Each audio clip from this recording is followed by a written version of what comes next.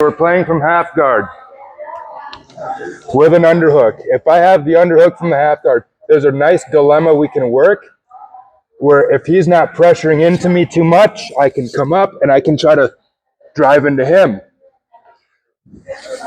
As I'm trying to get up, if he's pressuring into me a lot, I can let him pressure into me and I can let him roll through and get on top. Let's talk about some details with these two options. Half guard.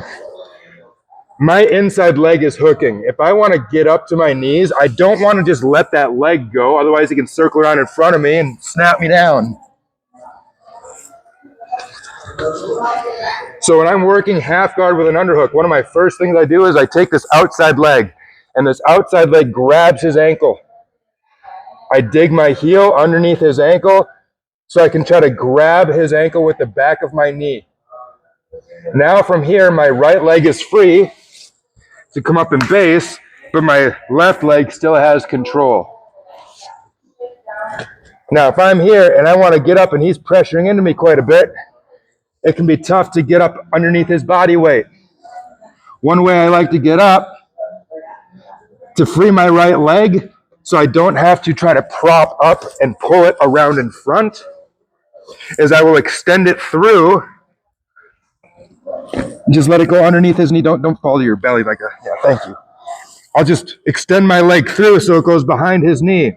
Now I turn to my stomach and I can start to build up while still keeping control of that ankle. Once I get up to my feet, I base this leg out so I can take this hand off the floor. If I'm here and he pressures down with this whizzer, he's gonna bury me. So I replace my hand with my foot so I can take my hand up. He goes to pressure down with the whizzer. My leg is strong. Now my hand is free to come in, connect hands around the body, and we have a body lock. Now from here, to wrestle him down to the floor, I stand up and step across his hips, and I pull his hips back in underneath of mine, and I get on top. That's wrestling up.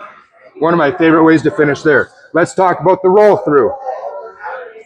Again, I want to straighten my bottom leg out, going underneath his knee.